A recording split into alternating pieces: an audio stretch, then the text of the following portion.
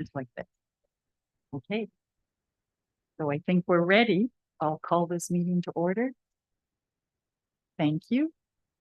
First, I'd like to give recognition to Tishat and First Nation, or sorry, Tishat and Hukuches's First Nation, because we're conducting business in their territory. Also notice to attendees and delegates that this meeting is being recorded and live streamed to YouTube on the Regional District website. I'd also like to note that my alternate, Harley Wiley, is here and he's going to observe, and he's also one of the elected leaders of Tishat First Nation. Perhaps we'll start with introductions, and if we can start right here with Jim. Jim Warm. Gord Blakey. Harley Wiley. Pam Craig.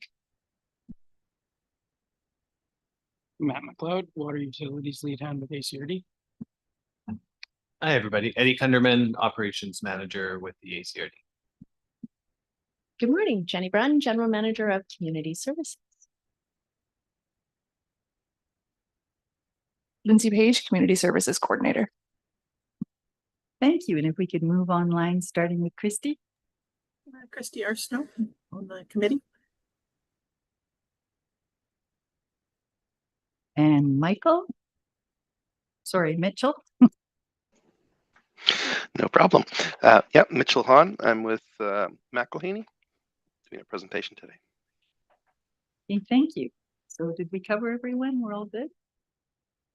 Okay, so if I can get an approval or a motion to approve the agenda, or if there's any changes, if anyone wanted to note any. Move approval. And a seconder. Thank you, Gord. All in favor? Motion carried. Okay, now we can move to declarations if there's any conflict of interest. None noted. Okay, we'll move to the minutes. The Beaver Creek Water Advisory Committee meeting held on February 13th, 2025. Would someone like to move, or is there any errors or omissions or business arising out of the minute?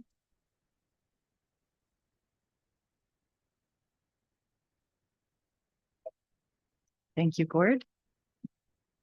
Thank you, Jim. All in favor? Motion carried. Okay, if we can move to Mitchell Hahn from McElhaney about the Beaver Creek Water Service Treatment Facility Feasibility Study. Thank you.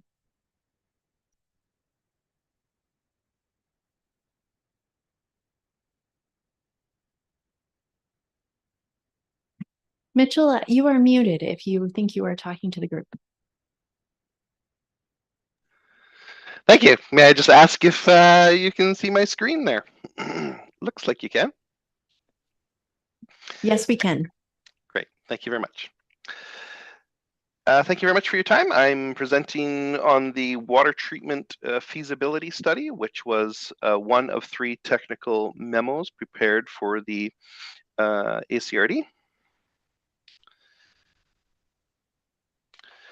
So the scope of this project, so we were asked to do a feasibility study for a dedicated water supply for the Beaver Creek water system. Why? Well, we wanted to evaluate a new Beaver Creek water system that would be capable of supplying potable water to the community without purchasing bulk water, as is done currently.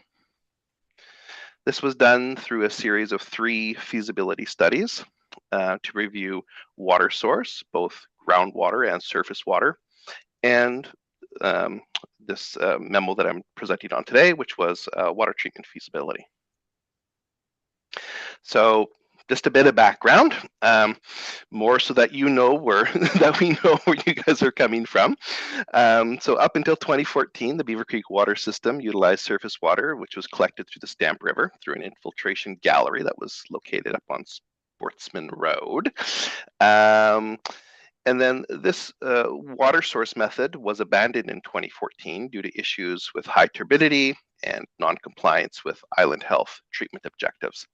At least that's our understanding.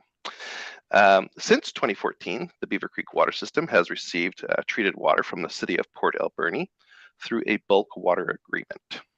And water is transferred to the system by a pump station located at Strict Road.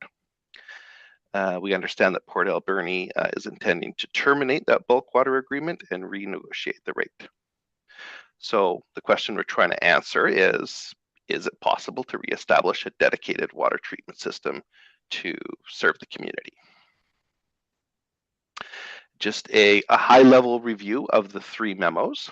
There was the groundwater option memos. The findings there were that groundwater was just unsuitable due to cost, complexity, the number of wells that would be required. So we moved on to surface water, did an evaluation of Sprout Lake, Stamp River, Truman Creek, Great Central Lake, and Beaver Creek. The conclusions from that technical memo was that the Stamp River was selected as the most viable source. And then lastly, this memo that I will present more on today. But basically the conclusions here is that it is possible to have to use either existing intake location or a new intake location, and to develop a treatment plant to serve those areas. But the cost over 20 years is very high compared to the current bulk water rates. We do not have any information on what the potential negotiated rates may be at this time. So let's dive into that last one a little bit more. What are the requirements for safe drinking water supply? Well, the Drinking Water Protection Act sets out certain requirements for drinking water operators and suppliers to ensure the provision of safe drinking water to their customers.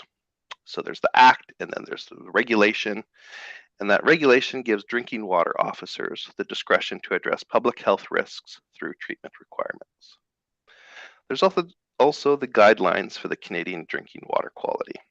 And these basically lay out the maximum acceptable concentrations and aesthetic objectives for water quality parameters.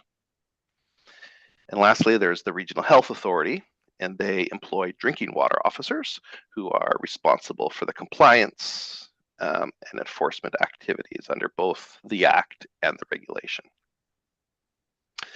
And in the case of the Beaver Creek water system, that Regional Health Authority, of course, is Island Health.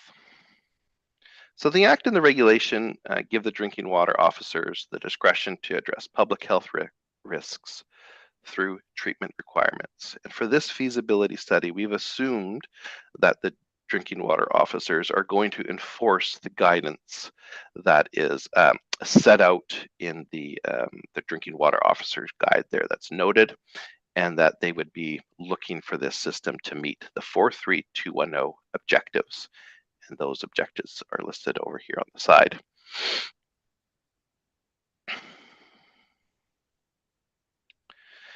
So the scope of this project doesn't include for a detailed demand forecasting. As such, we didn't do a detailed analysis on the full build out of the system or potential population growth. However, we did need to determine what the maximum day demand could be in order to be able to size a treatment system that would be adequate. So we did look at some of the historical data, and the figure to the left is showing this downward trend in total water usage in the Beaver Creek water service area between 2012 and 2023. However, if we zoom in over to the on a series of years between 2018 and 2023, we see that there's actually this is actually trending up, other than that year 2020 dip. So we opted to use the more conservative trend to the right and projected a 1% yearly increase in water usage to the year 2044. Basically, this results in an annual day demand of about 1,300 meters cubed a day and a maximum day demand of about 3,300 meters cubed a day. Both of these flows fall within the current licensing that is held for the Stamp River. The source water itself, issue number 1 with the Stamp River, is that it has high turbidity. in 2008, there was approximately 30 days and where the source water in the Stamp River exceeded that limit of 1 NTU that was laid out in those water treatment objectives, the 4321. That's the 1 NTU about turbidity. And in 2009, there appears to be some more drastic turbidity events with some levels up in the range of 30. Again, there hasn't been any sampling done on that river for quite some time because of the current bulk water agreement. So our data there is quite limited. Biologically, there's another guideline. It's called the BC Source Drinking Water Quality Guideline, and that's for the untreated raw water. And it prescribes a maximum level for E. coli. Again, the limited data shows that the biological water quality upstream of Truman Creek, where and the current intake lies downstream of Truman Creek. So upstream may be significantly better than the downstream of the confluence with Truman Creek. Again, very limited sampling that we had access to. We had a sample in 2012, and so more sampling really does need to be done to verify this. However, we did look at the treated water qualities, and we find that even though there was a few instances where it went above those water quality objectives, it does show that the water can be treated, but that a second barrier of treatment is going to be required in order to provide continual safe drinking water. And physical parameters, again, single data point, but there is no exceedances there. So we considered 4 treatment methods, but ultimately we looked in depth at only ultrafiltration and absorption clarifiers for this study. Within the adsorption clarifier system, the water is chemically treated, and then it flows up through this ballasted media where the contaminants are removed via adsorption. And once there's a pressure build up there that's saying that the medium's dirty, the water is it's flushed with water and air, and it flushes out all the solids. The water then flows through a mixed media filter, and this provides the bulk of the log reduction of the cryptosporidium and the giardia, and is that second barrier to treatment under the drinking water objectives. This is followed by disinfection for virus removal. So this type of system does have a backwash component, and that may require connection to either sanitary or it's possible to get a Ministry of Environment approval to discharge back into the river. But that's another permitting process to go through. This is absorption clarifiers they're simple, they're low maintenance systems, they're robust, and they are a proven technology. The other technology reviewed was ultrafiltration. This uses an outside inflow through a hollow fiber membrane where the small pore sizes in the membrane excludes any sort of particular matter from the treated water.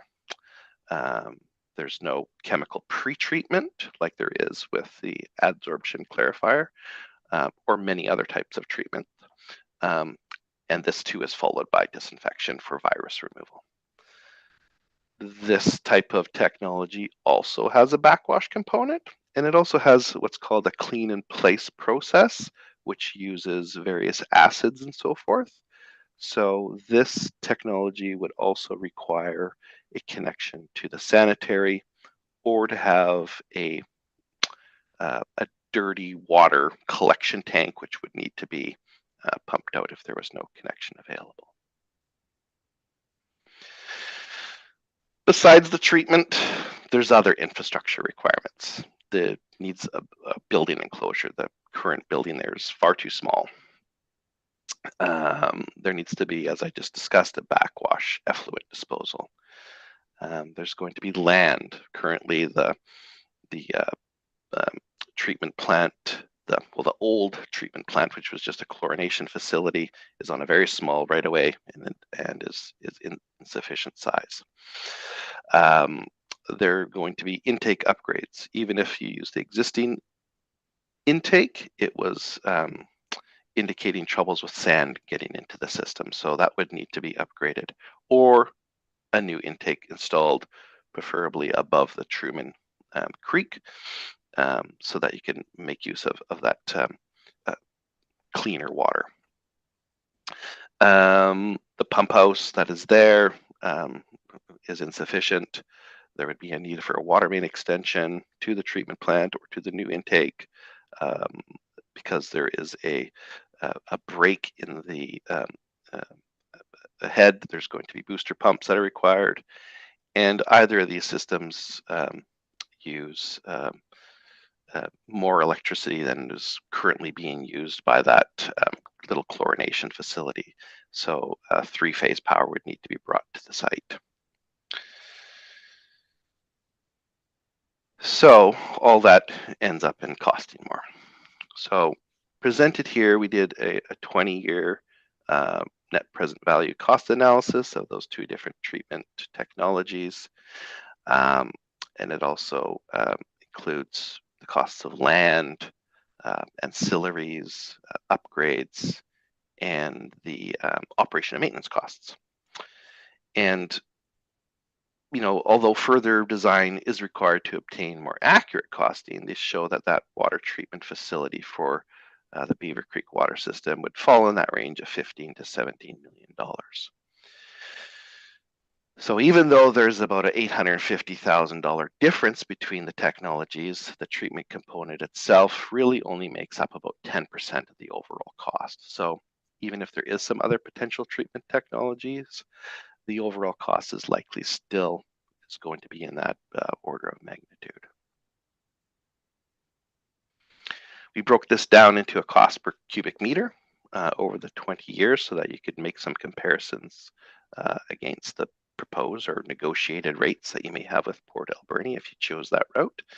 And it basically comes down to an average cost of water of $2.96 per cubic meter. This will cover the future O&M costs and the present cost of construction of the water treatment plant. It doesn't account for the annual operation and maintenance of the existing infrastructure that is used, which was reported to be about $600,000 in 2023. A higher value may also be required by the district to raise funds for future treatment expansion, or if the increase in demand is not fully realized by 2044.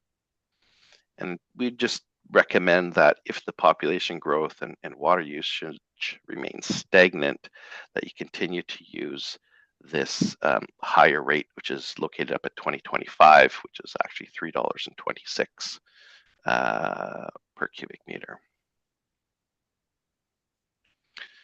So in summary, the analysis concludes that a water treatment plant with the Stamp River as a source is in fact feasible, but there's various infrastructure upgrades that need to go along with it. The expansion of the existing treatment plant would be required to meet the current treatment guidelines and objectives. You can't just go back to what there was before. And that, given the preliminary level of this cost estimate, both treatment types and likely others, again, are also considered viable. So kind of the next steps would be the evaluation of the proposed Port Alberni bulk water rate, both in terms of the rate itself and the term of that rate. Then to decide which option you would like to go with, whether it's to continue with the bulk water agreement or pursue the design of your own water treatment plant. If you do choose the bulk water route, you could remain on there for the foreseeable future until evaluation is required again. It would also be recommended to evaluate the need of the emergency connection that exists right now through that intake. Because again, as I indicated, there was some sand coming in when that system was in use. So does that need to be still addressed? If the choice is for a new water treatment plant, a dedicated water treatment plant, there would still be a need for a temporary bulk water agreement while the plant is being built. Probably would begin your intelligence gathering on property acquisition or land tenure options with the province on crown land or private property purchase. You would probably then move forward with your 30% preliminary design and look at permitting requirements with the Ministry of Water, Land and Resource Stewardship. You would begin to do much more water quality sampling at the inlet location just because like I said, that sampling before was minimal and it was quite old. And then within that 30% design, you're going to confirm your treatment, confirm the conveyance criteria, confirm the building footprint, waste disposal, and have those preliminary discussions with Island Health. All that would take place. Then you could pursue your property acquisition or land tenure, at which point you would probably want to do a reevaluation again, because now you have all your updated costing and have a better idea on the potential of land. So you'd want to reevaluate your decision to, again, build your own water treatment plant or remain on the bulk water.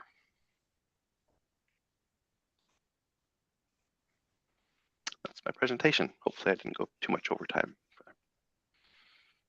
Thank you, Mitchell, very much. It was excellent.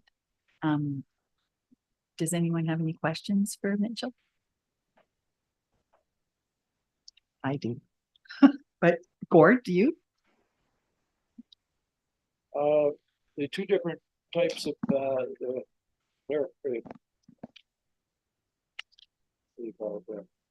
maintenance wise on the, is there a difference there? One's clarification is about $1 million more ultrafiltration as opposed to the adoption clarifier, pardon me. The maintenance on either one, are they any idea of the cost, like what would be an average? One's about the same, or? Yeah, over that 20-year period, this line item here shown here, it's very close. The ultrafiltrations are going to require a membrane replacement probably every 7 to 10 years, and that's the major cost with those. The other part there is electricity. It's a higher electrical consumption unit. The absorption clarifier, however, will require the mixed media to be replaced. The buoyant media that's in there pretty much will last a lifetime, but the filtration media will need to be replaced at intervals. So again, our analysis of them, they were very close, within $100,000. Does anyone else have questions? Okay, I just have a couple here. You talk about the 20-year operation and maintenance. So that's not a capital cost, that's an operational cost, right? So like, I'm just thinking if we were borrowing money through the Municipal Finance Authority or we had grants, that would be separated out. So the cost would be, $7 million less in that sense. Is that correct? That is correct. That is an operational cost. Okay. Is there other operational costs in this 16 or 17 or $16 million figure? No, that approximate $7 million figure would be the operational. Okay, that's good. That's good. I'm really happy with everything actually, and I would like to move forward with your next steps, the Beaver Creek Water System Water Treatment Plant. But we also need to consider First Nations and also bringing it to the people, like bringing the whole plan to the people. But I'm all for this. Does anyone else want to say anything? I do. just have a question on the permitting, length of time to get the permits, like what's the average weight and cost as well. So Well, there would be a multitude of permits. You're going to have everything from your a development permit, building permit. Those things are going to be through the local government. Then,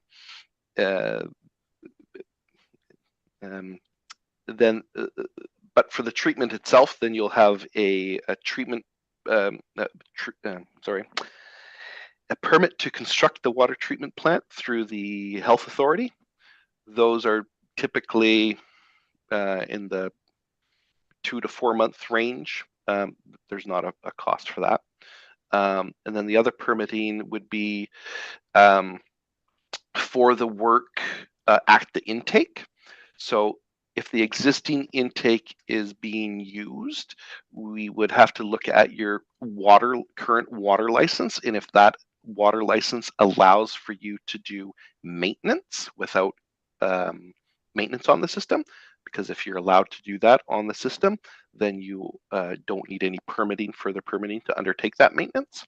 However, if you were to build a new intake, you would need to apply for that permit to construct within that waterway, and that could be 4 to 6 months. Again, it's not a cost, or it's a very limited cost. It's just like an administrative fee. So the ones that are going to be the higher cost would actually be your building permit itself. Unfortunately, I would have to check in to see what those particular timeframes and costs would be. So our water license is going to be okay as far as moving where pickup is? We should be able to amend that to the new location itself. Again, the licensing is for the diversion of that much water from the stamp, and we're not actually looking at moving it too far upstream, as long as the area of land that we were looking at became available. However, the regulatory authority would be looking at potential impacts on other stream users if it was to move locations from the existing location. Thank you. We have Eddie, and we also have Christy, and we also have Harley. We can go in that order. Thank you. Perfect. And thank you. And through the chair, I just wanted to follow up on your question regarding the water license. We have had the conversations if our water license would be affected by moving it. And we can build a treatment system in a different location without jeopardizing it. We just have to file a water license amendment application, and it shouldn't be an issue under the change of works. And Christy? Okay. As a new member of the advisory committee, I did spend time doing my background reading, and I appreciate whoever sent the link after our last meeting to the 2010 very long and thorough report that was put in. My concern after reading that 2010 report, well, I've got a couple of concerns, was how many concerns there were actually about the turbidity in general in the Stamp River.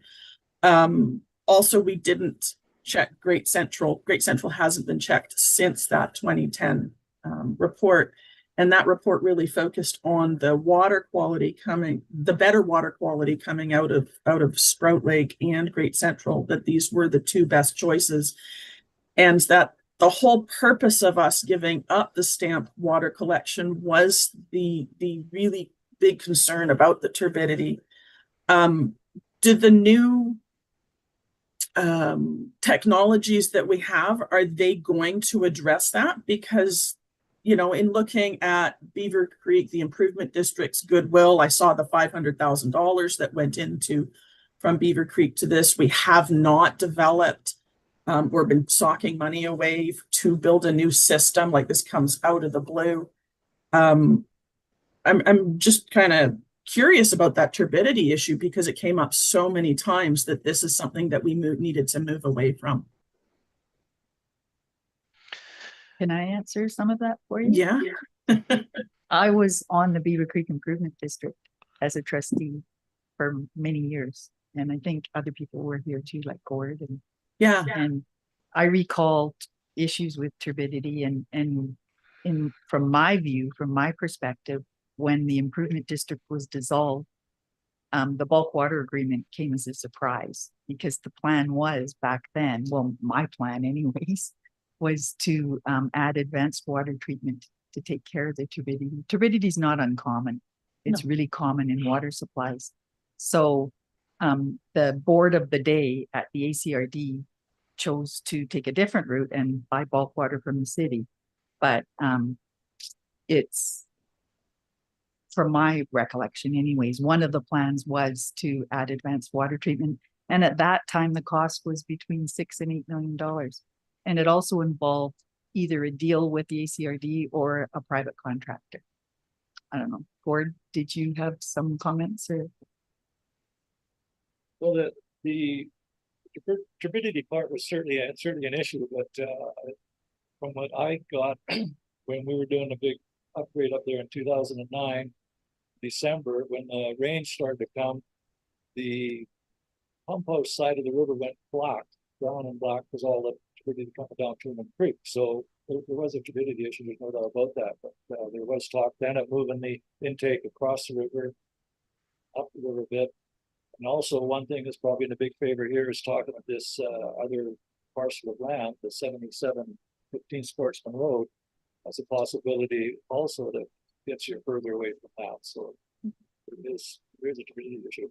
One thing I'd like to clarify, and I don't know how it could have been removed, but there should still be a 3-phase service to that existing pump house that was put in 2009. So thank you.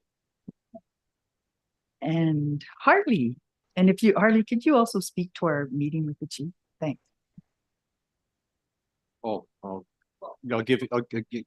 need a moment to collect my thoughts on that. You're good at throwing spitballs, curveballs at me. Put me on the spot here. To get to the points that I have here, that's a good presentation, good information. I'm hoping that the PowerPoint is available to us because I'd like to look at some of that more closely. When you're looking at maintenance, I know VHA will be, Vancouver Island Health Authority will be involved with the licensing, we'll be doing periodic checking. You talked about water, something officers. And for the daily ongoing operations and maintenance of it, I don't know what kind of training or certification you need to do that, but I do know that it's important. And as I was sitting here, I recall some of you maybe remember about 2012, Chief Teresa Spence. I'm trying to remember the community that she was part of, had been fighting for a long time to get water treatment in her remote community. And in the end, she went on a hunger strike to get that. There was water treatment put in place. However, it was, I don't know if it was set up well, but there wasn't training provided for the people in the community to operate it and run it properly.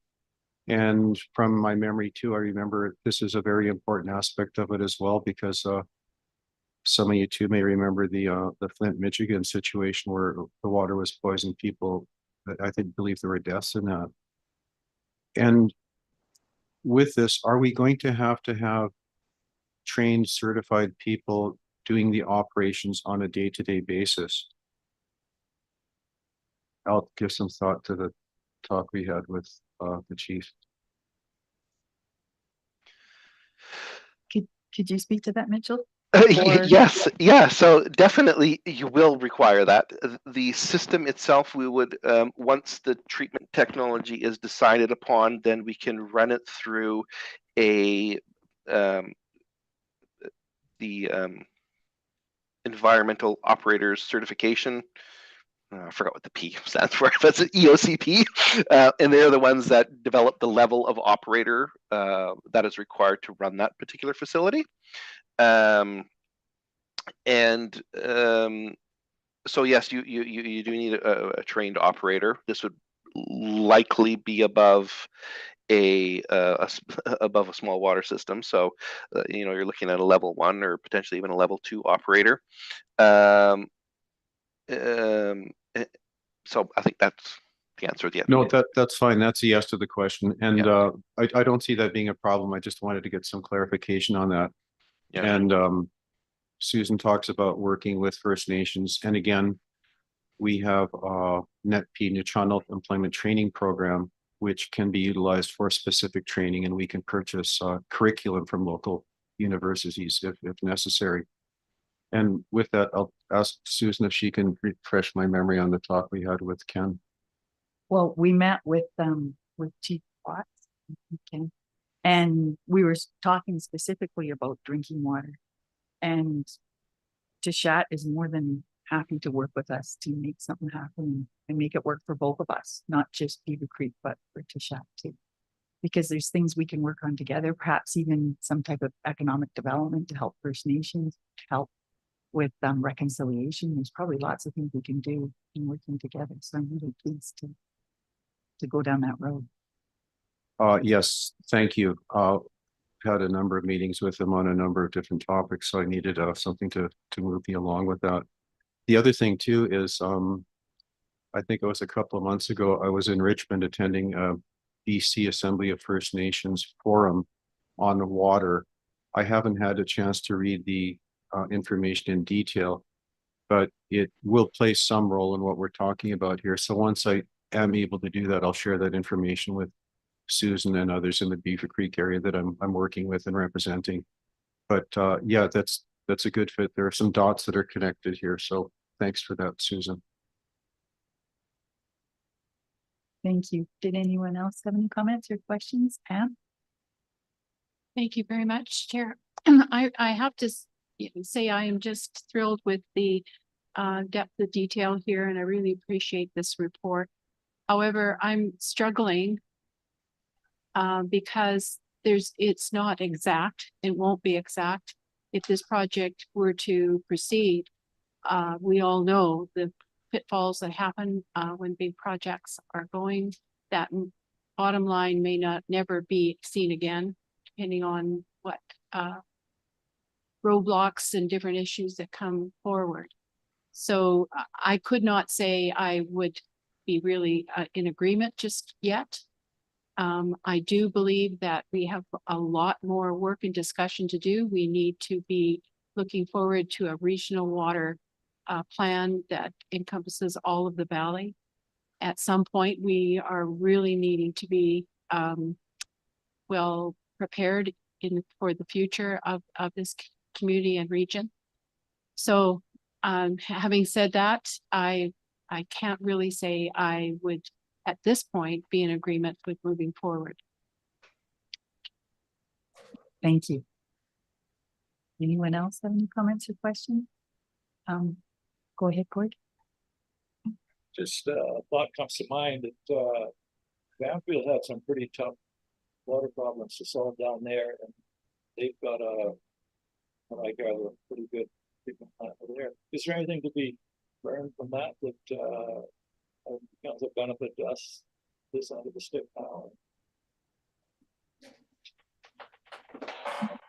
Yeah, I was involved in the sort of end construction and commissioning of that treatment plant. So Banfield's in a unique situation where they have really high color and dissolved organics. And so their turbidity wasn't really an issue. They weren't getting those freshettes and the turbidity issue. It was consistent year round. And when you chlorinate water that has high color, it creates those disinfection byproducts. And so for a long time, this was a concern. And when they put in the treatment, which is a DAF system, which is not necessarily what's being considered here, it absolutely fixed the problem. So they have excellent water quality now, meet and exceed all of the Canadian drinking water quality guidelines. However, Banfield is getting wonderful water, but that small treatment plant is very expensive. So we had a number of challenges in that it was more costly than expected, as happens in Banfield. But as happens with construction projects, there was a lot of frustration from the community in that regard because they had to borrow money for that project. and then had to borrow additional money. So the community is paying high parcel tax to pay back all of that. It was one of the things that came up when we talked about potentially moving forward with sewer. That was one of the things that the community remembers distinctly, is just those high costs of doing that construction project. And so I think they're a bit shy now on moving forward with those large capital works. And I think that, you know, with advanced treatment, if required, you just have to be ready and willing to pay for the cost, because without it, they had a simple treatment system similar to what Beaver Creek has right now.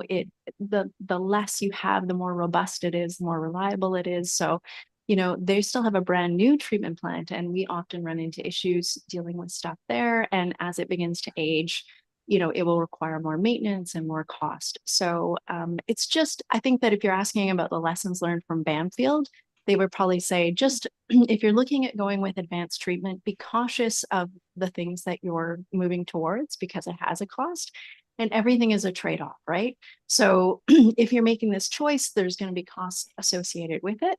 And I think walking in with eyes wide open is really important. Yeah, I hope that answers your question.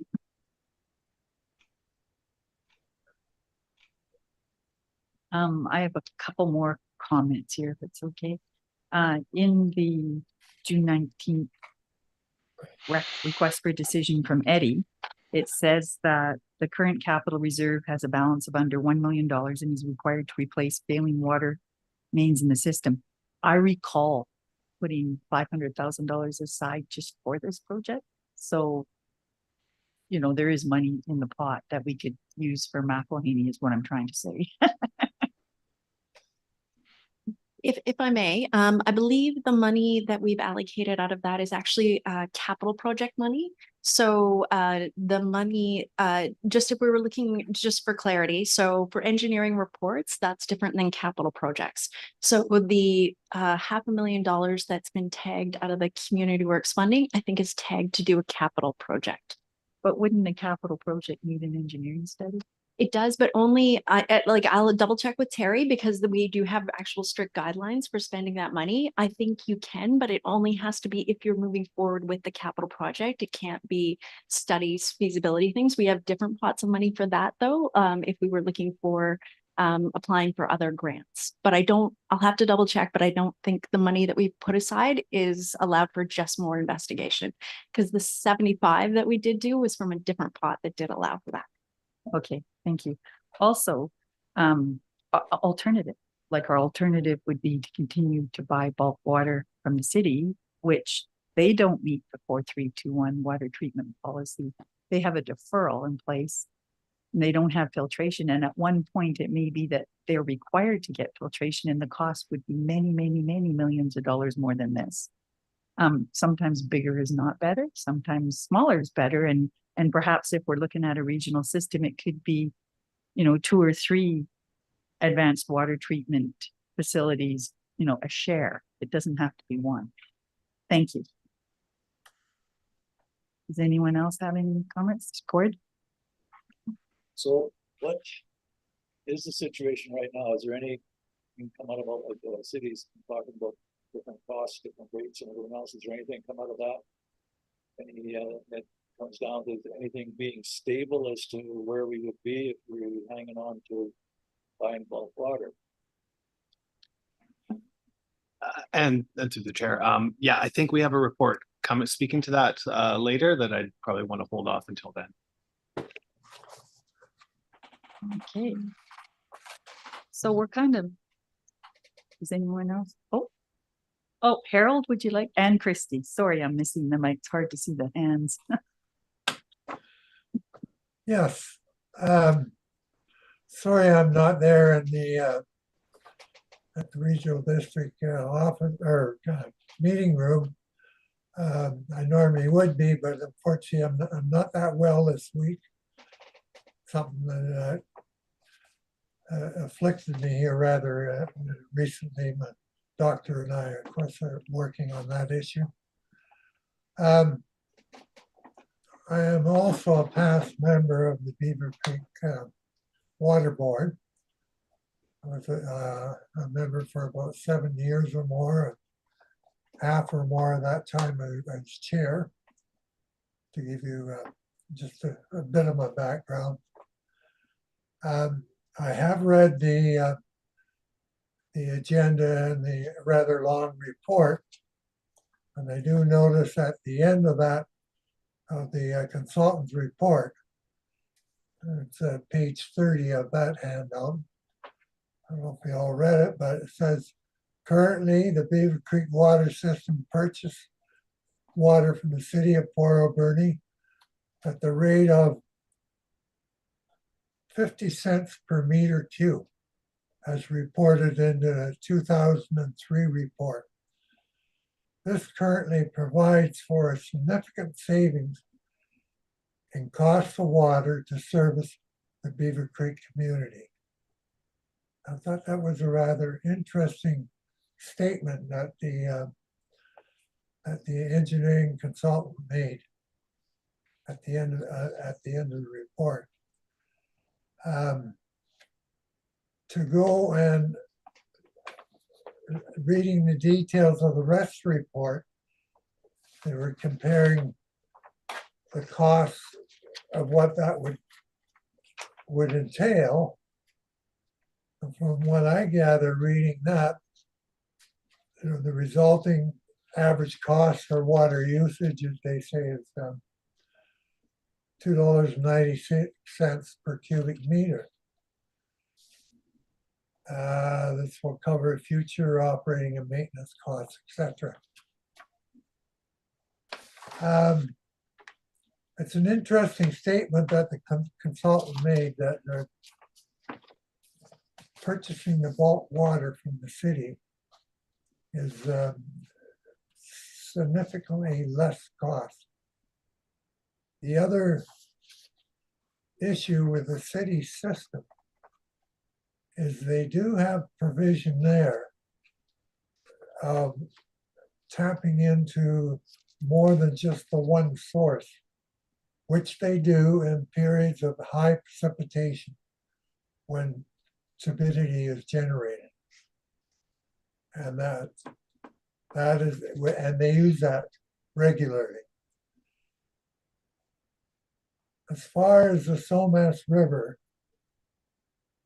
relocating an intake up to just above Truman Creek is not going to solve the turbidity issue. That Somas River has turbidity coming from ancient marine deposited clays and silts on steep banks on both sides.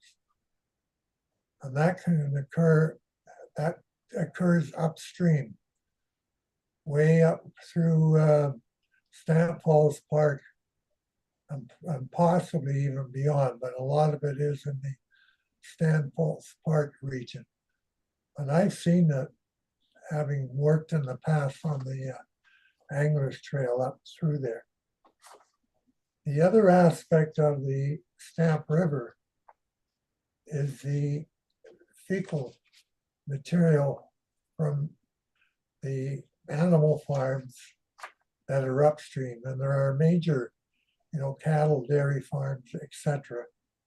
And all those streams do carry, tributary streams do carry fecal matter into the Stamp River. So I'm not certain that relocating just up beyond the discharge of Truman Creek is really going to correct things much in that matter.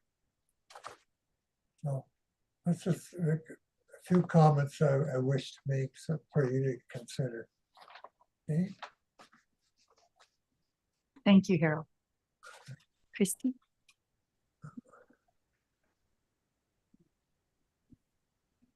It's interesting coming in. I really, really appreciate the historical information that Gord and Harold and you, Susan, are bringing forward.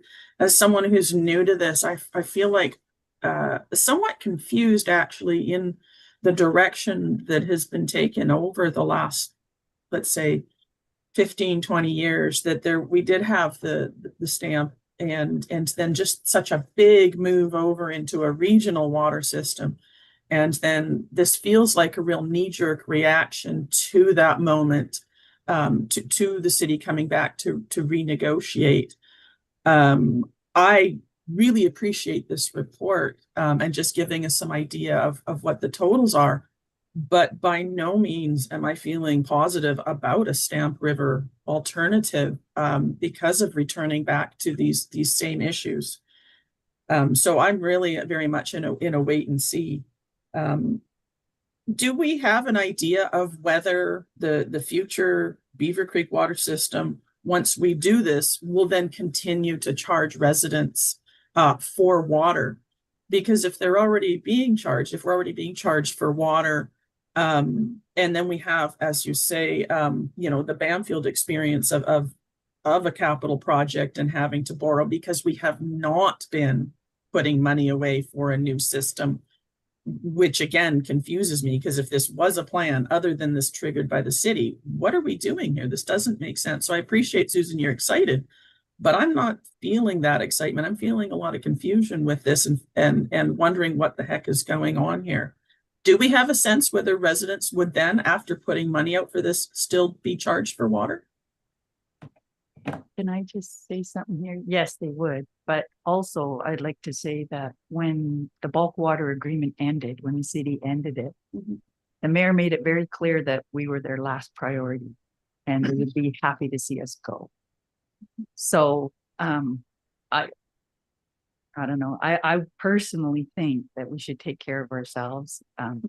Drinking water is a basic service that is essential.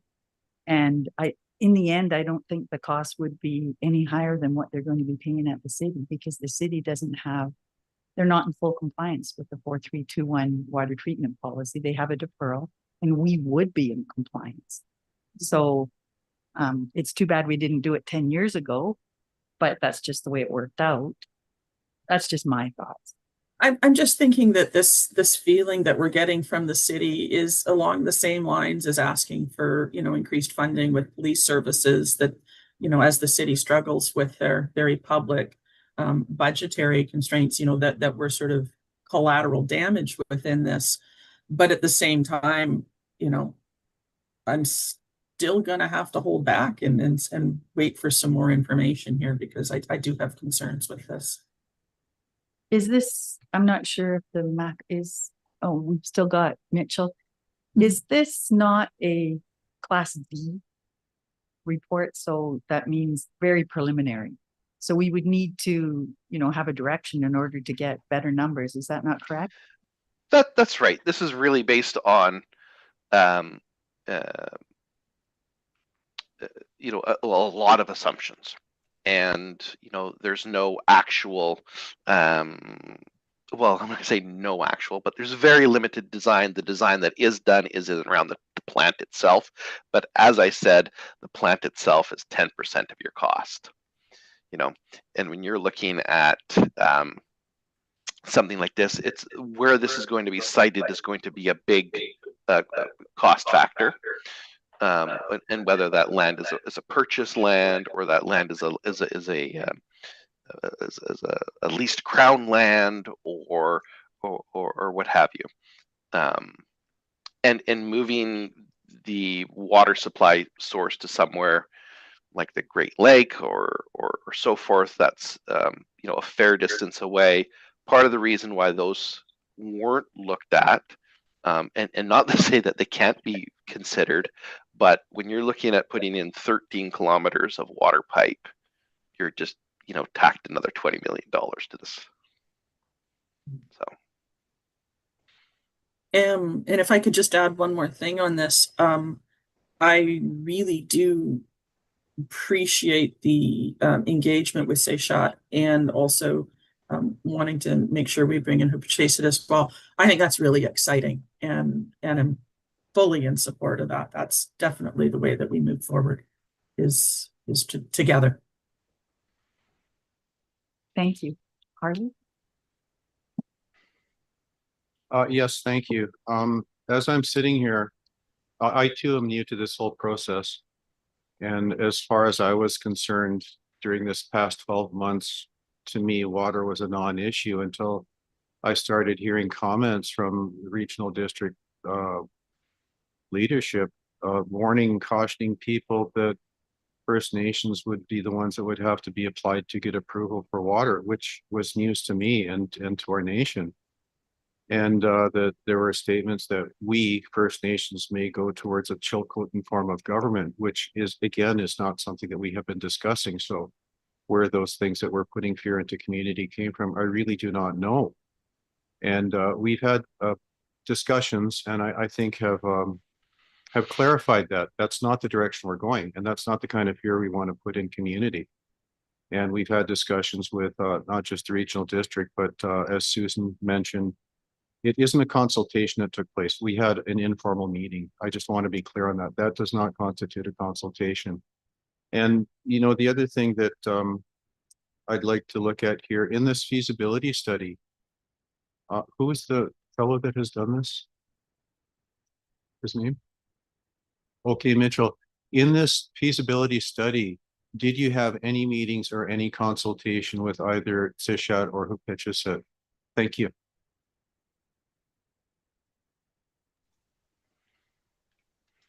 Yes, thank you for the question. No, there was not consultation done at this stage. And, you know, other than highlighting that that type of consultation is required, and that, you know, as well as other parties of interest that would be impacted by this, like even the community itself, you know, we didn't get into that level of detail. This was more of a, came to us as more as a, is it possible and what are potentially the costs? So no, thank you. That's an honest question to an honest answer. And I understand, and I can have empathy with people that are showing some caution, perhaps fear in looking at this. Again, this is a feasibility study, information that people will sit, look at, read, have further discussions on before an important decision is made. But as we're working towards that, I really feel it's important to be inclusive of First Nations because, as I mentioned earlier, I attended a regional, which is provincial, forum held by the BC Assembly of First Nations on water. And that was to explain to First Nations communities that Indigenous Services Canada is putting money towards this important resource, water. And somehow this fits in with what we're talking about here. So I'm glad that I've had a chance to sit in these meetings and share some of the information between people in other improvement districts. Beaufort has spoken to us at Sishat, Cherry Creek will be. So it's not just Beaver Creek that is looking at this. To answer one of the other questions, is this economically viable? It may be, it may not be. But the thing is, we're not looking at the complete picture yet. There are other improvement districts and First Nations that I think need to be talked to and sit down and work through this together, because I really feel that as it is right now, this is a good feasibility study. This is a good report. And I think that we're getting some good questions out of this to help us move forward. Thank you. Thank you. Would anybody else like to comment or question? Or, sorry, Gord? Well, it's maybe just a thought. It's all very expensive. There's no doubt about that. Now, Beaver Creek sits in an area next to Beaufort, next to Cherry Creek. Okay, at one time, my best thought was a water system from Great Central Lake to the city of Port Alberni and all the districts. But that's not going to happen anymore. We somehow lost the pipeline right away. But anyway, is there any point in looking at a pipeline that is going to look after 3 communities? You're on your own after that, but you between the 3 of you, you own or put up the money for the pipeline to have a good source of water. If we're uneasy with, I can understand there's some uneasiness about the turbidity and stuff like that in the Stamp River, but if you go right to the lake, you shouldn't have that problem. But I don't know if that's throwing out another can of worms here or what it is, but is there maybe some thought to that you would have, it wouldn't have anything to do with each district would run their own system. I don't know whether Beaufort's probably all on wells, or maybe they got rivers are tapping there anyway. I'm not sure what Beaufort's got, but you'd own the pipeline, you'd pay for your share there, but you operate your own system. The Beaver Creek stays on its own, they stay on their own, and it's a case of you have a community pipeline. Just a thought. Mitchell, do you know anything? Could we work something like that? Definitely. We've looked at, unfortunately, it didn't come to fruition, but we have looked at regional water systems. We've looked at up at Tofino with them and Yakulit and the First Nations that are around there as well. It's just about having that really strong intention and having those communications and building a consensus that this is a good idea. Again, as you indicated, if there's one of the communities is really well driven at the moment, they may not be too keen on that. However, if they're forward thinking and if they're looking at impacts of climate and so forth, they are monitoring how their wells are faring at the moment, they may be looking for an alternative water source as well. So it definitely can be done, and those costs shared in what it is that you're suggesting. Yeah. Harley? Yes, thanks. And when you start bringing First Nations in different regions to this, I think it's important to clarify and for us to remember, some are treaty, and that comes up from time to time. And if it's a treaty First Nation, it is not, as I'll use Sishat and Kupitchis as an example, which are First Nations listed under the Indian Act, the National Indian Act, and receive, I believe it's federal transfer agreement funding. However, if you're treaty, you give up that status and you transition to being a municipality. So you get funding as any municipality does. So I think it's important for us to remember that, differentiate that, because you can use the term First Nation, but it's really a First Nation / municipality. Thank you. Thank you. I'm just also wondering, I mean, we can still move ahead ourselves, in getting advanced water treatment for Beaver Creek with an idea that it could be a regional system or part of a regional system one day. Just keep that in mind. But I don't know, things aren't going to get any cheaper as we go on. Any other comments? Another question for Mitchell, through the chair. Is turbidity even an issue with either one of the forms of these filtration systems that you're suggesting? That's a great question. Again, please remember that we only have had access to limited data.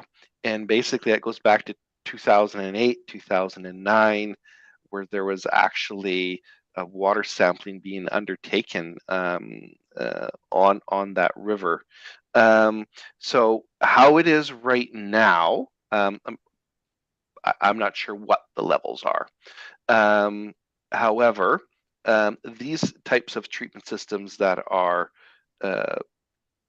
indicated here, I mean, they handle NTUs, turbidity levels up to like 100 NTU, which is, significantly more than the limited data that we have been provided with to date would show. So, and again, these are two. If the turbidity is higher, we may need to move away from one of those, because one of the issues that can happen with the membrane is that if the turbidity is too high, you spend too much time backwashing, and you're basically wasting all the water that you have made in backwashing. So yeah, the higher that turbidity gets, there may be a need to then look at a different type of technology. But again, anything that's like this, I mean, a minimum you should have 1 year of complete water sampling, so you get all those seasonal variations, and you know, the more the better. Thank you. I'll just have one quick question too before Jenny, but isn't it part of the 4321 water treatment policy to have a backup water supply? So when there was, or if there were high turbidity events, that you could switch over to a backup? It's not part of the 43210 requirements. It is a method of practice that when you are applying for a new water source for a system, that you would that they would potentially want you to consider. But again, you can also have that not as a backup. If you have a treatment system that can handle the levels of whatever the contaminants are, whether they're turbidity or what have you, you can also have backups within the actual treatment plant itself, so redundancy. So these systems that we have done here, they're not 100% redundant systems. And the other way that you can also help manage that is through that some communities manage that is through reservoir storage, and or even having the reverse of what you have right now, where you're having your intake being this emergency water supply, and you're using bulk water, and instead you flip it around and you have the bulk water as your emergency water supply. So, and then you have a treatment plant of your own. So. Thank you. That's actually what I was thinking. Yeah. Jenny? Actually, I was just going to ask Mitchell, would you mind not stopping sharing your screen? It'll make it easier to see when we've got hands up online. Thank you. Oh, I'm sorry. I didn't know I was still sharing that. Okay, we've got both Harold and Christy. I don't know who was first. Christy, go first, just because you're sure. Mine's quick. Mine's quick. I appreciate that I'm glad to know. I went looking in 2008, 2009 were the last samples. You know, would it be difficult for us to start collecting monthly water samples immediately and include possibly more sites along, you know, if we're looking at, you know, the current intake, moving it up of Truman Creek, but what about even moving it up even further, say above the falls? Is there a possibility, you know, if that's still the system, if we're having to really redo this from scratch, is it better for us to move the entire system further up the river? And at least we're making the decision based on facts rather than just opinions.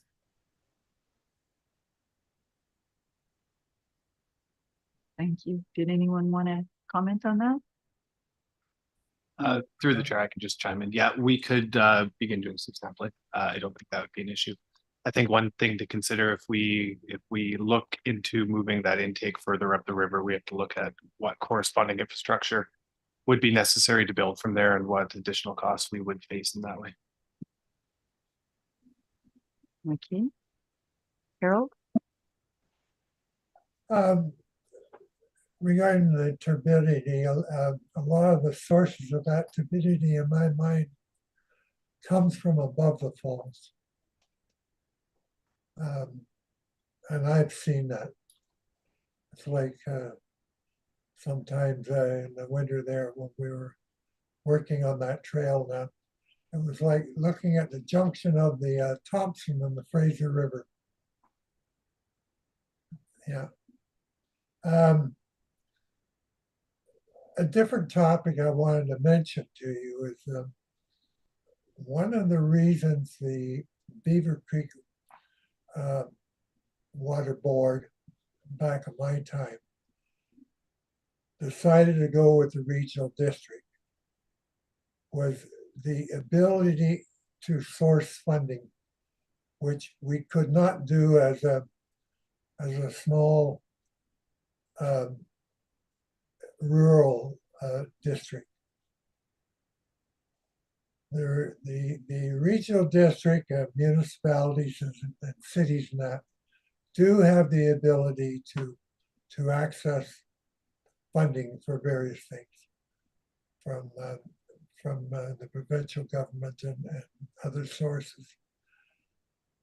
And Beaver Creek has benefited by going with the regional district in the past. A lot of the replacement of the transite water mains, which were failing throughout the whole district, and that's still ongoing right now, but an awful lot of that was funded after we became part of the regional district. And John McNabb, when he was a representative, was very successful in originating that source of funds.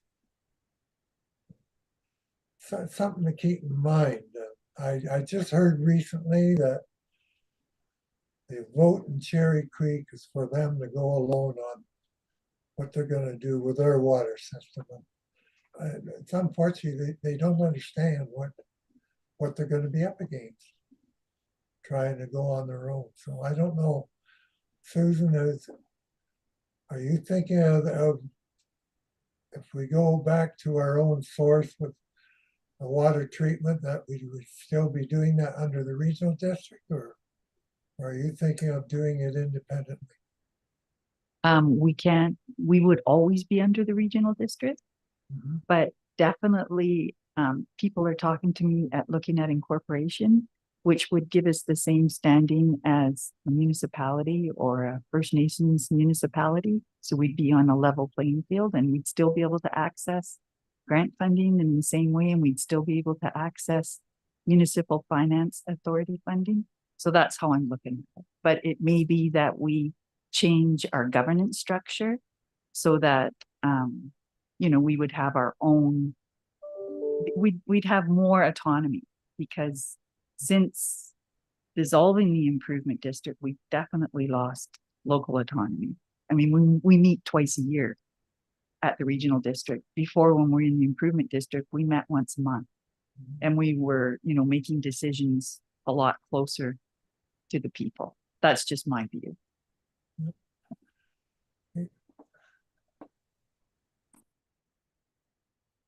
Just one more thing.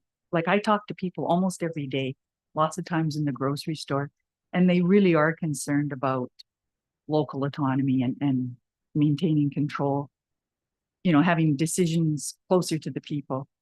And sometimes, that's why it's so important for me to bring this to the people, because like for me personally, the cost is second to maintaining local autonomy and maintaining control and, having control of your basic needs, which drinking water is a basic need.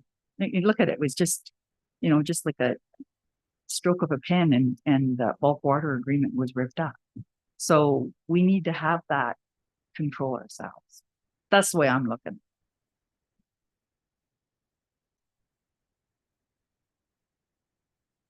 Would anybody else want to comment? Or?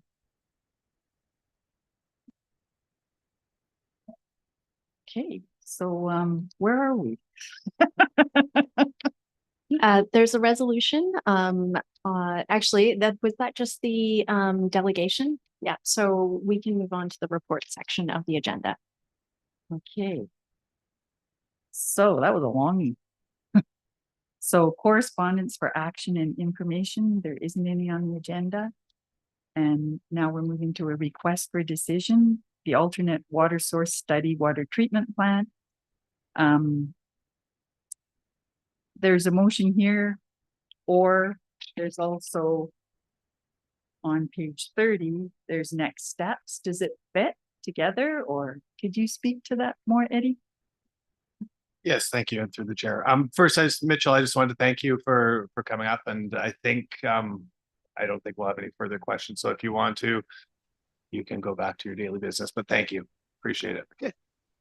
Well, Well, thank you very much for allowing me to present on our findings. And look forward to hearing of your decision of how you like to move forward. Thank you. As far as this recommendation, as far as this report, whatever the committee would like to put forth as a recommendation, they can. We do think that the recommendation provided allows for good next steps. But if there wants to be anything in addition the committee wants to put forth, we're welcome to do so. So I'm thinking someone made a suggestion of adding monitoring and collecting water samples of raw water.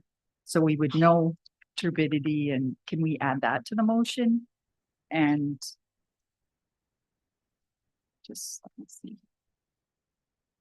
Other thoughts that we might want to add to the motion? I'll just also point out that Eddie has also provided an option there that if the committee would like to pursue the next steps, we've offered that up at the end of the report there. So we can look to direct staff to prepare cost estimates, do water quality investigation, and proceed with that. So that could be added to the future work plan, but we would come back to the committee with more details on what that looks like and the cost implications for next steps. But that is an option if this committee would like to do that. Otherwise, we could wait to see. I think the idea with the first resolution was to pass that and wait to see what happens with the bulk water rates, because I think that that's an integral piece of information in order to make decisions before investing more money in moving forward on this, but it is at the committee's discretion. Well, personally, I would like to move forward with the option 4, the water treatment plant, knowing that we would get better answers. We would get more information about the actual costs. And at the same time, the city can be deciding what they're doing with their master plan. But when you look at the big picture, I mean, that's what I would like to do.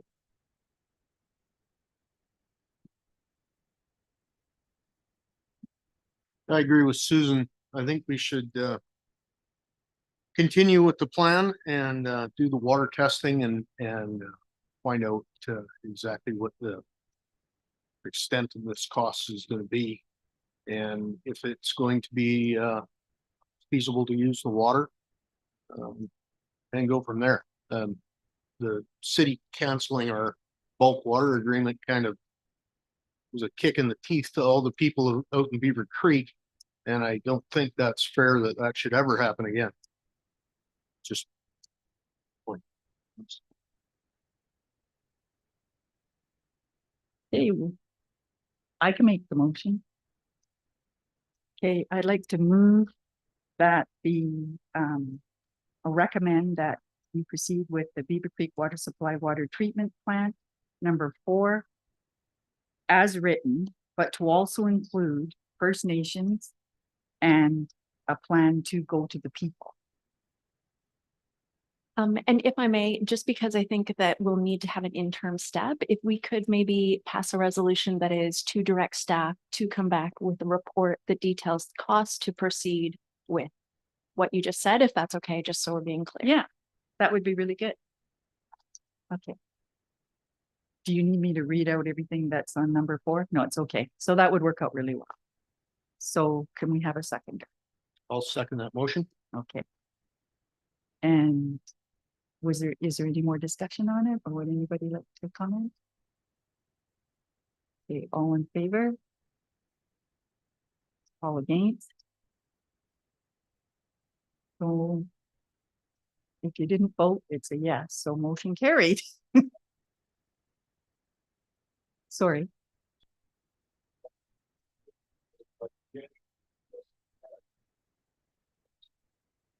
To make sure it's worded with what Jenny just said, that it looks into further of the costs and what is going on there, that's to proceed to be a little more.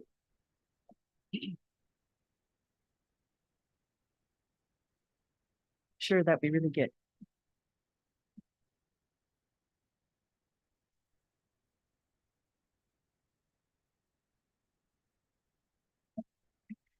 So the resolution would be that the Beaver Creek Water Services Committee recommend that the Board of Directors direct staff to prepare cost estimates for land acquisition, water quality investigation, and preliminary design work on development of the Beaver Creek Water Treatment Plant as presented in the McElhaney report. Can we add a First Nations part to that too? And adding in First Nations. Preparing sounds cost estimates for. Thank you. Okay, how about that? Did you want to revote? Or is that okay? Pardon me? Okay, can we? Yeah, okay, so all in favor of the motion as Jenny just presented? Oh, good. So motion carried. Thank you. All right, now we need to move to the next section, which is the financial plan amendment for the Kitsuxis Water Main Replacement Project. Eddie, did you? Yes, and thank you through the chair. So we're bringing forward an update in the Kitsuxis Road Water Main Replacement Project and a recommendation to amend the project budget. As you may recall, when we first did this, the original project budget was set at $732,000, which included the construction contract with Beaver Construction, engineering fees, costs related to the railway crossing. Construction began in March, expected to wrap up by the end of October.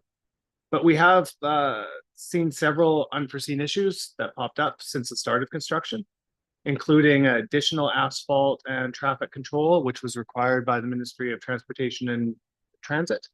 Unexpected conditions occurred at the railway crossing. Larger than expected tie-in pipe sizes at Spruce and Tomswood that created a little bit of cost overrun. Ground conditions we saw prevented trenchless service installation. So as a part of the contract, the construction company makes 3 attempts at doing trenchless installations. If they're unsuccessful with 3 attempts, then they look at open cut solutions, which is significantly higher cost. And then when we were looking along the alignment of the railway, even though we did do some pre-construction boring to try to really figure out what the ground looked like, we encountered significant rock along the alignment that wasn't identified, and we faced significant rock breaking costs. Within the resolution that was provided, we had asked to increase the budget for the water main replacement project to $792,000. So this was an additional $60,000. We're actually hoping to raise that by $80,000. Since this report was written, we did have a couple additional costs come through for the failed cuts. So that was another $7,500. A culvert and extension, and then some additional work for rail reinstallments. So we're looking for an additional $80,000, which would leave us, given where we're at right now, an additional approximately $35,000 in budgetary room. We wanted to make sure when we're doing this that we ask for a little bit more so we don't have to come back in the future if we have an overrun within the budget to save your time, staff time, etc., and make sure we do it once. The recommendation does align with the strategic priority with the Beaver Creek Water System Asset Management Plan. And we're hoping the committee will recommend this budget amendment to the board for approval. Happy to take any questions. Thank you. Any questions? Pam, did you? Okay, Pam. So moved. Thank you. A seconder? Oh, perfect. And all in favor? Motion carried. Thank you. Okay, now we can move to reports. Beaver Creek Water System 2024 Annual Report. Thank you, and this will also be me. So we completed our annual report for the Beaver Creek Water System for 2024. As we did in 2023, the system met or exceeded all water quality targets. The average daily demand within the system decreased. I think we saw in the graph in the McElhaney report that the last 4 years, have shown consistent decreases in the total water consumed. The cost per customer increased slightly from $572 per customer to $585. That is above our $400 target cost per customer. I think when we look at that target, the targets, and when we set our targets a few years back, we were looking at similar comparable water systems to come up with these targets. Since the target was set, we have not gone back and reinvestigated if that target is still viable. So later during this year, we will kind of be doing some more research on that cost per customer target to make sure it is still consistent with what we're seeing in all comparable water systems out there. Unaccounted for water loss or non-revenue water rose slightly in 2024 to 20%. It was up from 18% in 2023. Really we're still above target, but we are still well down from where we were. And the increase it allows for minimal cost increases from 2023. We will continue to be making improvements here and auditing our non-revenue water and just seeing what we can do to further cut this down and make improvements there. Capital contributions lower than the target. So there is still a bit of a funding gap, and that's that gap between recommended capital contributions and what we're at.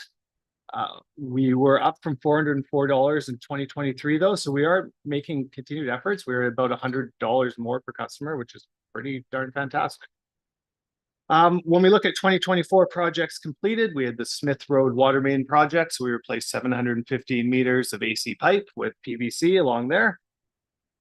We had the Lower Kits water main design, of course, because we're now currently about halfway through that project.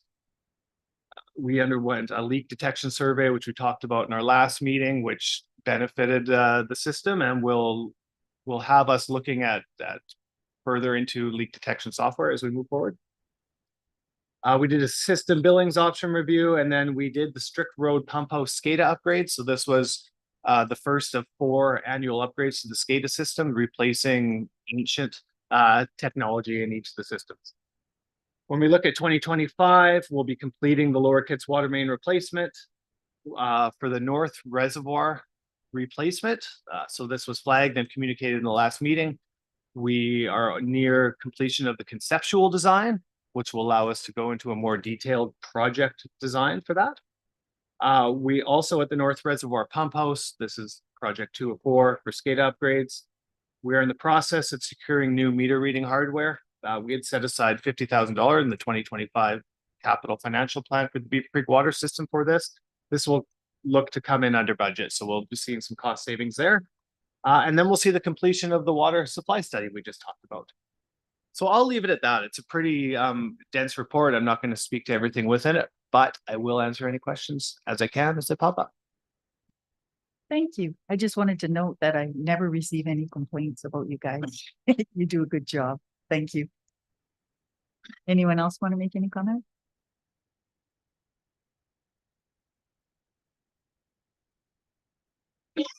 Just a question on the those water meters you guys were looking at getting for detecting leaks. Are you still going ahead with that?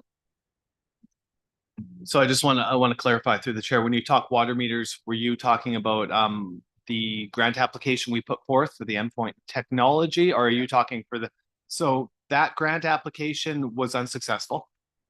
So we found that out in March. So we are not moving forward with that grant application or looking for that endpoint technology that will give us that real-time data. I think some of the meter reading software that we're looking at and the upgrades will provide more real-time capabilities of our staff to detect leaks. Thank you. Any other questions? Comment? For that. Christy, did you have anything? Or Harold? Okay, we're all good. Okay, so should we move to the next quarter at a glance? And through the chair, thank you. So next quarter at a glance, this is something that we started at our last meeting, really to provide the committee the overview of the work completed and upcoming the next quarter. I'm going to pass this over to our water utilities lead hand, Matt McLeod, who's going to speak to this report. Thanks, Eddie. And through the chair, we've got lots of things coming up here on the go for Beaver Creek. We've got our regular routine checks and maintenance happening at all the stations, reservoirs, as well as our biannual building and safety inspections to ensure that all the sites are safe for the public and also safe for us that are completing work during the day and after hours. We've got our regular routine water sampling, weekly coliform samples as per our operating permit for Island Health, as well as disinfection byproducts. Those were completed last quarter, and each quarter we change it up each year. We do it in month 1 of each quarter, and then the next year we'll do it in the second month, third month, and kind of switch it around so we're not getting the same results based on seasons. We like to spread it out. We've also got our dead end flushing underway right now. We're just about finished. Probably the next few days we should be finished. Before water restrictions come into place, as we all know, when summertime comes around, we like to flush all our dead ends of our Christmas tree Beaver Creek system and make sure the water quality is the best that it can be at dead ends. The guys started the line valve operating program, so that's underway right now. We go around, we operate every single main line valve in the water system to ensure that it's accessible, but also going to work to the best of the ability of that valve if there's a case of an emergency or a break. As Eddie mentioned, with the annual report, we've got a couple projects with the North Reservoir. SCADA is going to be upgraded there, similar to what we did with Strip Road. And then we're working on the conceptual design for the reservoir replacement.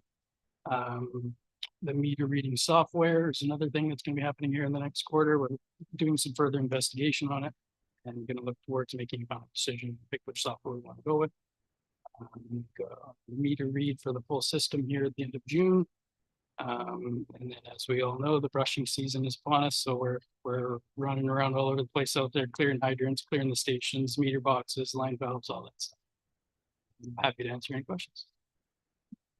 Thank you. I have one question.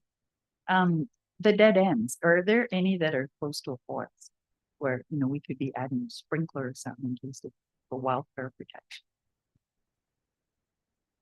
There is definitely, but we haven't looked into utilizing that water for sprinkling or anything like that. A lot of the sites are very quick. You're only there for about 2 or 3 minutes. It's very dependent on the size of the main, how many hoses are on that main, and what the consumption is in that area. So there is some areas that have a 6-inch or 8-inch water main that's a long run to a dead end, but only a few connections on the large rural properties. So on those sites, you're there longer, where it would be worthwhile to try and set something up like that. On a lot of the ones, you open up the valve and the water quality is good. You're there for 2 minutes. Sure, the standards come back down. 2 minutes good, and then you isolate it. So to try and do the setup for a 2-minute flush versus some of the longer ones, it kind of depends what consumption is like throughout the system. Thank you. Is there any other questions or comments? No, it's good to hear the maintenance program you got back. The exercising valves is very important. That's good, saves time and money down the road. You guys are looking after the operation of it very well. Yeah, I know I had to call you out one night, and it was really quick that you got there faster than me, and I was only a block away, and I think that was for your place. Okay, so no more questions or comments? So that's really good. We could move on. Or would someone like to make the motion that the Beaver Creek Water Advisory Committee receives report A-B? Through the chair, I'll make that motion. And a seconder? All in favor? Motion carried. Late business, there isn't any. Question period, is there anything? Okay, so there's nothing for question period. So now we need to move in camera.